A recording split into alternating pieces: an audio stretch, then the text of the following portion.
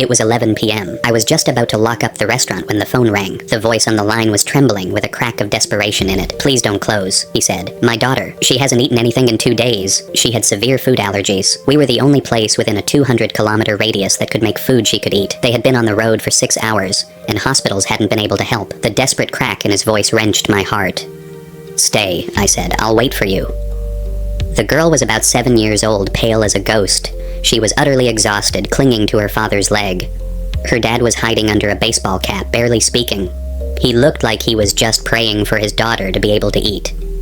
When the girl started sipping her soup, I saw his hands were shaking. He was living a moment where all the wealth in the world meant nothing to him.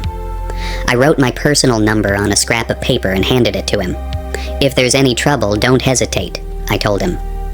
At 3 a.m., my phone rang. His voice was choked with panic this time.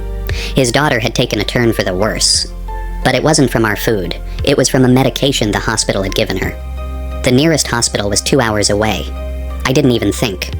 I jumped in my car with the antihistamines I always keep in my bag and headed to their motel. I stayed with them until the little girl's breathing steadied and color returned to her face. The man hugged me, calling me son. He was crying. Tears were streaming from beneath the brim of his cap. Then he noticed the guitar in my car. "Do you play?" he asked, his voice still shaky. To distract his daughter, he took out his phone and turned the screen towards me. It was his Spotify profile. 47 million monthly listeners. The face on the huge billboard I'd seen on my way into the city that morning was the same face now overcome with tears. A father who had been searching for a miracle. The next day, $50,000 was transferred into the restaurant's account. With it was a note. "This isn't what you gave us. You gave us something my daughter was running out of. Time. Now he comes by every month. He always orders the same meal. When I look at his daughter, her cheeks are rosy, her eyes are sparkling.